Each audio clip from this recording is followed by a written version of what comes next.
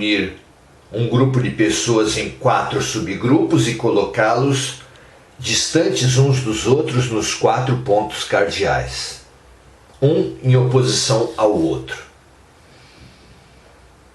deixando amplo espaço vazio no meio. No centro de todos esses 4 grupos, colocamos uma caixa cujos lados exteriores, os 4 lados exteriores, possuem cores diferentes, por exemplo, verde, amarelo, azul e branco.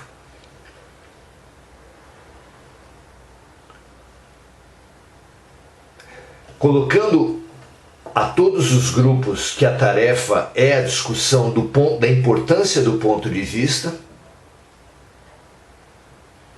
e que aquela caixa representa a realidade, e que a cor da caixa representa a visão que cada um tem da realidade, perguntamos ao primeiro grupo: de que cor é a realidade? Qual é a realidade da caixa? E esse primeiro grupo responderá com toda a firmeza: ora, a realidade da caixa é verde, gerando incômodo em todos os outros grupos. Perguntamos a mesma questão ao segundo grupo e ele diz: claro, a realidade da caixa é amarela. Nesse momento há incômodo em todos os outros 3 grupos, mas particularmente naquele primeiro que já se declarou que a caixa era verde. E começa uma discussão entre os 2 primeiros grupos. Que absurdo! Qual é a realidade? Quem estará com a verdade? Em meio ainda a essa discussão, remete-se a mesma pergunta, ao terceiro grupo: qual é a cor da caixa? A pergunta que representa a grande questão da vida: qual é a verdade? Verdade que é buscada pelas ciências, pelas filosofias, pelas religiões. E o terceiro grupo não tem dúvida alguma sobre qual é a realidade. A realidade da caixa é que a caixa é azul. Para espanto dos outros 2 grupos, de todos os grupos, mas particularmente dos 2 primeiros. Intensifica-se então a discussão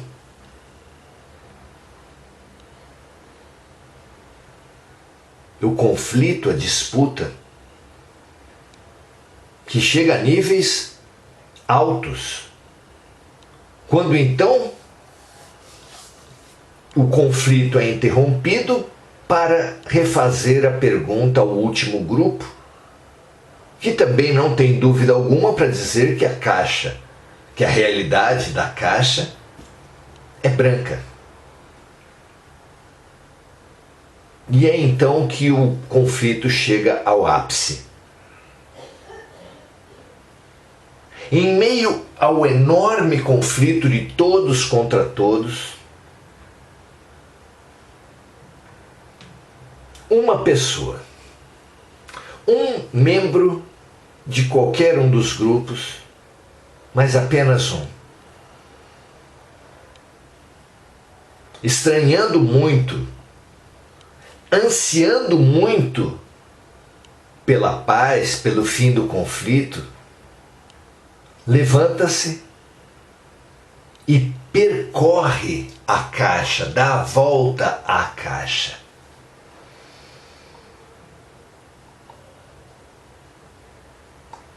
E faz a descoberta fundamental.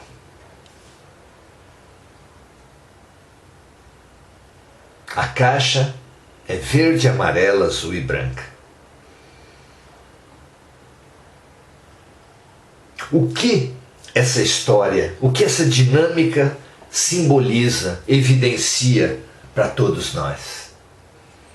Há alguma importância na questão do ponto de vista? O que bloqueia o nosso acesso à verdade? O que faz com que nos retenhamos no ponto de vista exclusivo, que é aquele que exclui outros? Cada um de nós pode ter a sua resposta. Seria interessante se tivéssemos numa dinâmica presencial que cada um pudesse dizer por quê? Entre tantas pessoas envolvidas na dinâmica, várias em cada um dos grupos, apenas uma pessoa resolveu se levantar, dar a volta na caixa, colocar-se no lugar dos outros. Por que apenas uma? O que faz com que tantos fiquem paralisados na postura exclusiva, separatista, fragmentária, competitiva? A minha resposta é o orgulho e o egoísmo. A arrogância, a pretensão. Há muitos nomes para uma mesma fonte de todos os problemas.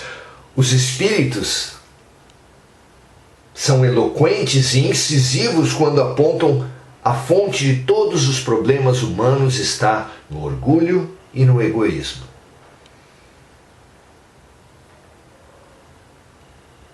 Que atitude, por outro lado, precisa ter uma pessoa para fazer aquilo que aquele transgressor, que aquele diferente teve? Ao levantar-se,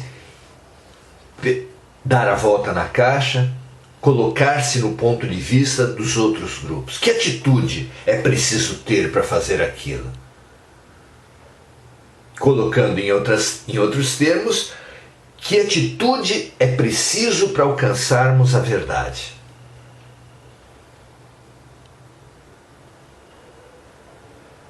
Essa é a grande pergunta da vida.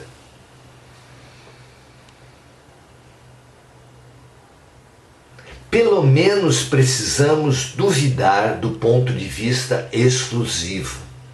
Precisamos pelo menos questionar a pretensão, a arrogância, o orgulho, o egoísmo. Pelo menos. Não é racional pedir a ninguém que aceite a tese dos espíritos como um dogma. Não se trata de dogmas. Numa fé raciocinada, como se propõe o Espiritismo, não há espaço para dogmas. Mas questione o seu orgulho e o seu egoísmo a cada vez que você escorregar numa postura exclusiva. Desafie-se a uma postura inclusiva. Desafie-se a sair do seu ponto de vista e colocar-se no lugar do outro. A empatia, que a filosofia, que a psicologia apontam como ferramenta fundamental do bem viver. Colocar-se no lugar do outro. A empatia. Avançando sobre a empatia, Jesus, talvez o maior filósofo, o maior psicólogo, na minha opinião, sim, ele avança sobre a empatia falando em fazer ao outro o que gostaria que o outro nos fizesse. É a compaixão. É uma empatia ativa, uma empatia não apenas racional, mas emocional, que exige a humildade. Bem-aventurados os humildes, porque deles é o reino dos céus. Exige a humildade de quem pelo menos questiona o seu orgulho o seu egoísmo. Precisamos pelo menos duvidar desse péssimo conselheiro que tantos erros, tantas violências provoca. Será que estamos prontos para isso? O que vocês acham? Acho muito inspiradora essa figura. Se a caixa, a realidade da caixa, simbolizando a verdade, só será alcançada por aquele que tiver pelo menos um questionamento com relação a sua pretensão de detentor da verdade, a sua tendência de ridicularizar o ponto de vista do outro, que pelo menos nos questionemos isso e tenhamos a atitude concreta de buscar o ponto de vista do outro. É fantástico. Vejamos, meus amigos, vida é movimento. Todos queremos mudanças. Nosso problema é que a maioria de nós localiza a mudança no exterior. Queremos ganhar numa loteria, queremos um emprego, queremos uma pessoa para casar. Mesmo aqueles de nós que pedimos saúde, estamos pedindo algo exterior, porque a saúde é para o corpo. E o corpo não somos nós, o corpo é apenas nossa roupagem.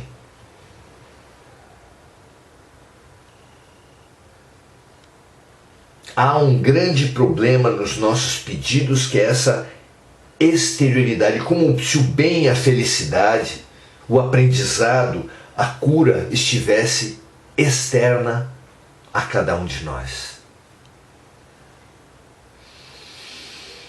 Iludimos-nos muito nessa situação.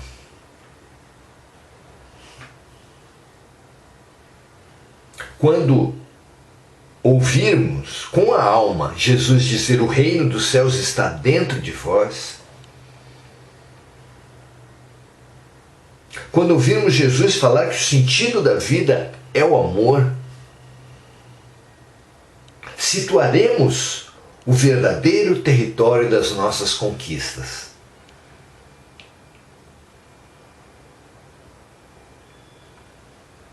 A atitude, o ponto de vista é fundamental. Vejamos o que ensina Jesus no Sermão do Monte, nos versículos 22 e 23 do capítulo 6 de Mateus.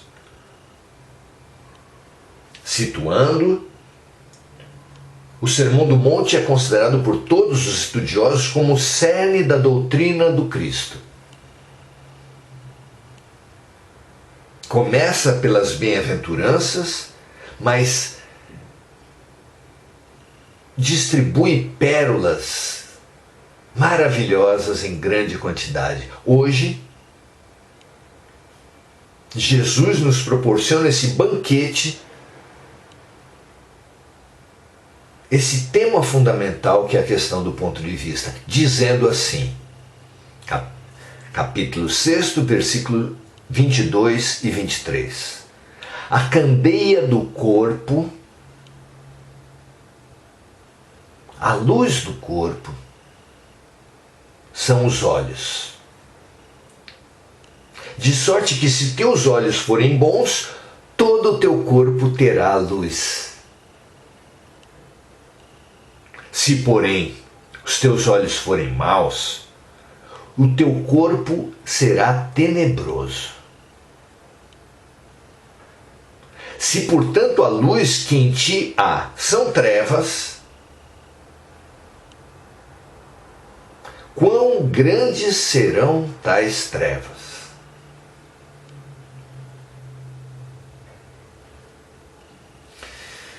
Eloquente, não é? Merece demais a nossa reflexão. merece demais o nosso estudo.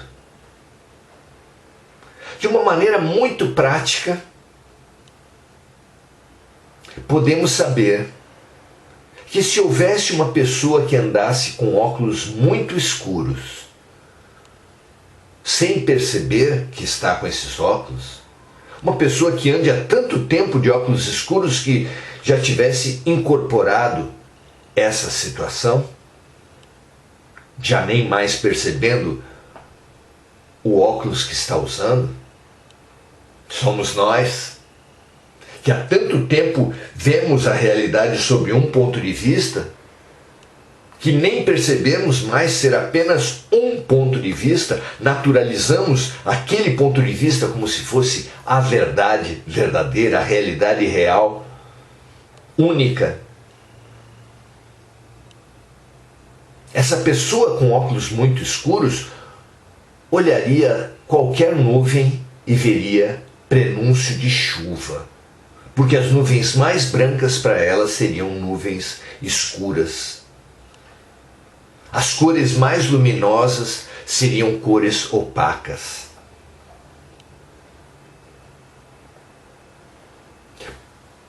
Com uma comparação tão simples, podemos entender bem quando Jesus fala: se a luz que há em ti são trevas, quão grandes serão essas trevas? Porque quando os nossos olhos estão envolvidos em trevas, tudo à nossa volta será trevas.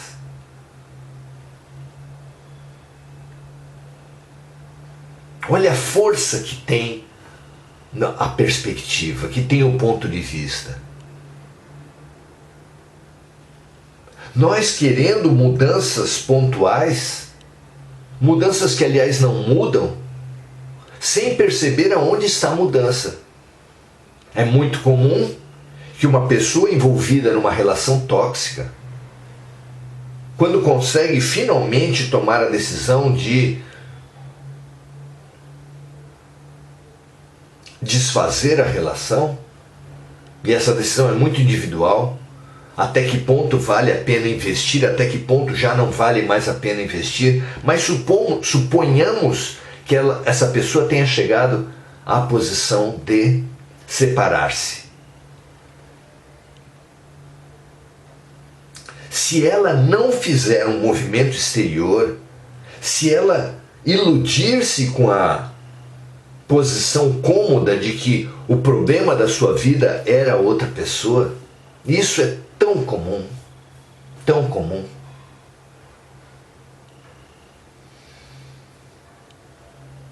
Sabe o que vai acontecer?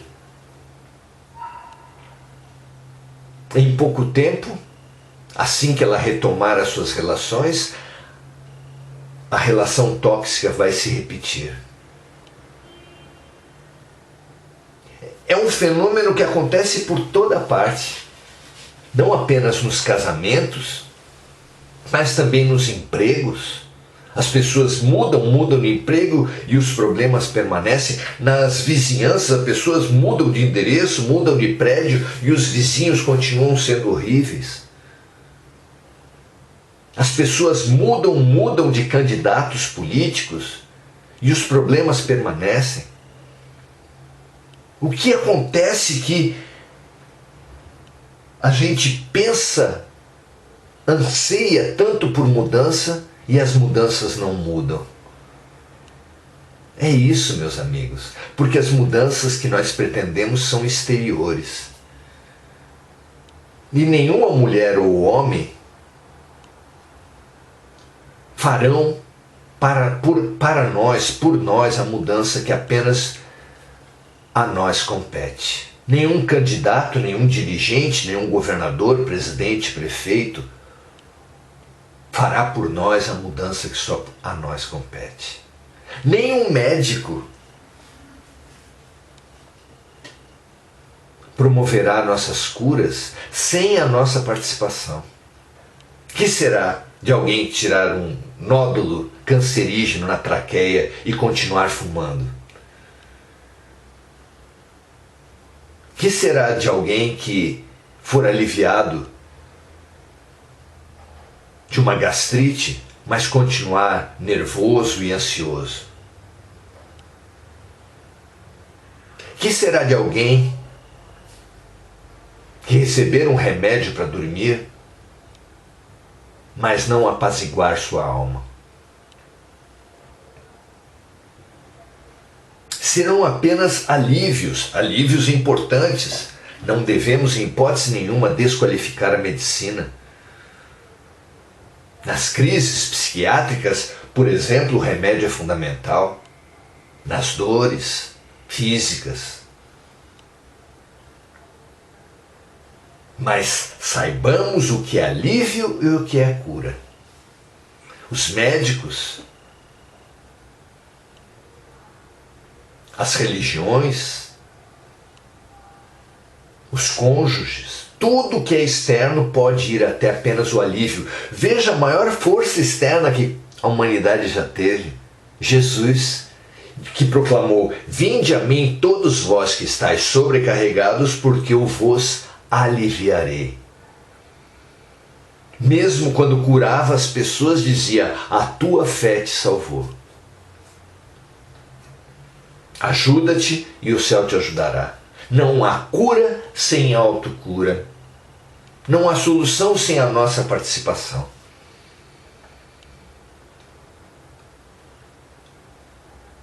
Tudo exige a nossa abertura. O sol brilha para todos. Deus não faz diferença entre seus filhos, como proclamou a Bíblia luminosamente. Mas mesmo no dia mais brilhante haverão casas escuras. Haverá casas escuras. Onde as plantas morrem, onde as pessoas tropeçam, onde as coisas quebram. Onde as pessoas se chocam, se machucam. Por quê? Casas escuras quando o sol brilha lá fora. Porque para uma casa ser clara, não depende do sol. Isso que nós falamos comumente no cotidiano, Deus te abençoe, Deus te abençoe, chega a ser uma blasfêmia. Deus não para nunca de nos abençoar, como o sol que não para nunca de nos iluminar. Se nossas casas estão escuras, só tem um motivo, é claro. Porque nós fechamos as janelas e as cortinas.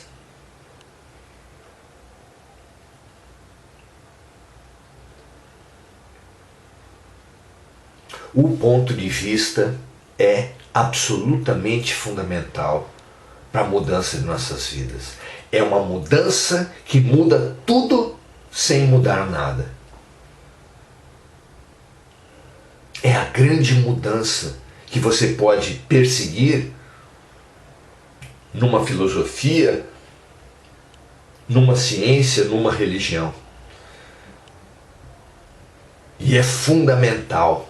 Por exemplo, na perspectiva espiritual, que olha o momentâneo à luz da eternidade, que olha o localizado à luz do infinito, tudo ganha outra cor. A doença física é a expressão de uma desarmonia espiritual. Cabendo então a todo doente questionar o que essa doença está me propondo de mudança, de transformação interior. Todas as relações são atraídas por cada pessoa que delas participa. Somos espelhos uns para os outros. Nos aproximamos para refletir, cabendo também a cada integrante de uma relação fazer a mesma pergunta: o que a vida está querendo me fazer refletir? Doenças, relações, situações, nada acontece ao acaso, não cai uma folha de uma árvore que não seja pela vontade de Deus. Brigar com os fatos, brigar com as pessoas, brigar com a vida, brigar com as doenças, é pôr gasolina no incêndio. A rebeldia só aumenta os problemas.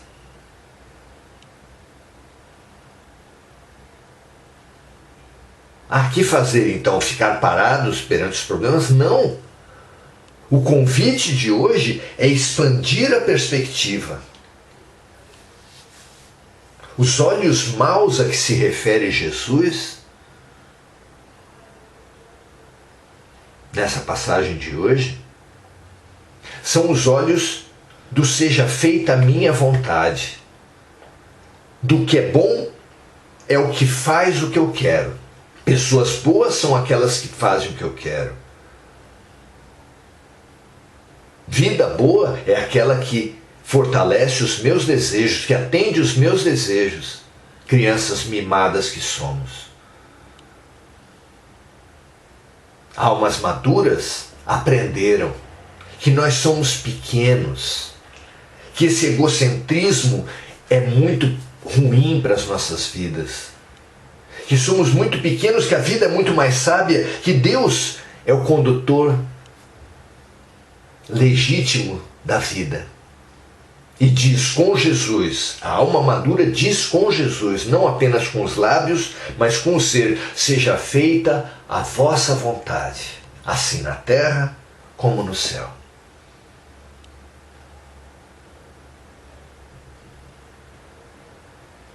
Veja, meu amigo, minha amiga, como o ponto de vista amplo muda tudo sem mudar nada. Após essa live, quando ela acabar, cada um continuará tendo os seus mesmos problemas. Todos. Ninguém olhará contas que estavam a pagar e verá pagas.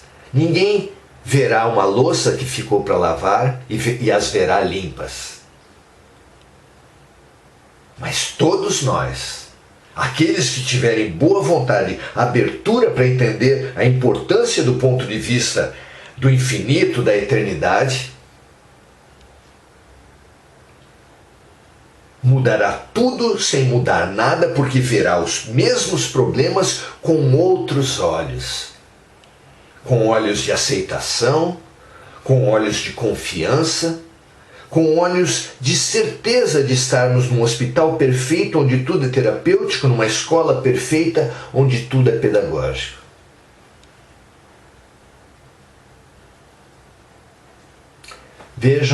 Vejamos cada um de nós a importância da medida da mudança proposta por Jesus. E agora, compartilhemos esse poder revolucionário da nova perspectiva, esse poder revolucionário da perspectiva da eternidade, do infinito. O olhar do infinito e o olhar da eternidade é o olhar com Deus, é o olhar bondoso, é o olhar de luz, que muda tudo, que pode transformar sua vida sem fazer a tarefa que é apenas sua. Aceite esse convite. Mude sua vida já.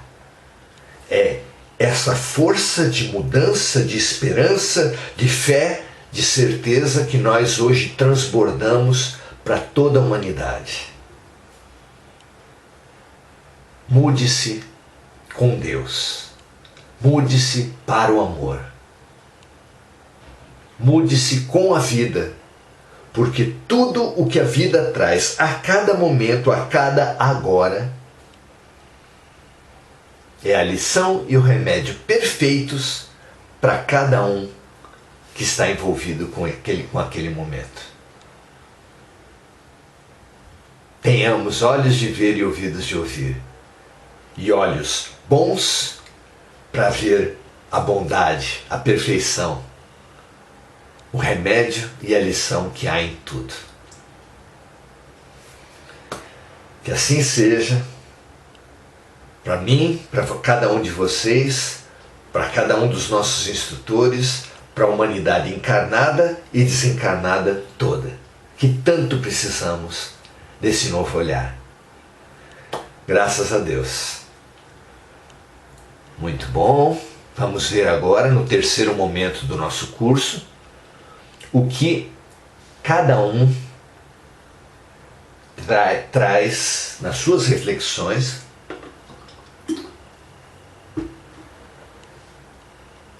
que pode ajudar os amigos, que nós podemos nos ajudar mutuamente. Muito legal, Sônia Lopes, Gugu Souza. Gugu fala: saúda a todos nós, expressa sua gratidão.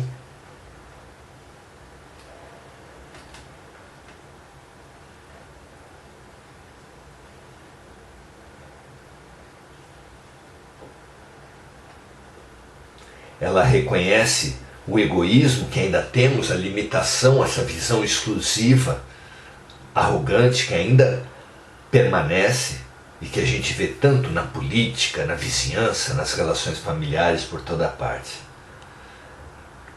Reconhecendo que, de outra forma, que quando virmos que nesse mundo só o amor constrói, diz ela, aí então o mundo seria bem melhor. Exatamente, muito legal a sua observação, Hugo. Muito indo no olho do furacão, no sentido principal, o amor. Vamos ver quem mais faz alguma colocação. Saudando Gislane Souza, Valéria Cristina Azevedo Malavase. Mais um dia para aprendermos a verdade, é isso mesmo, Valéria. Rosa Amaral, vendo-nos pelo celular,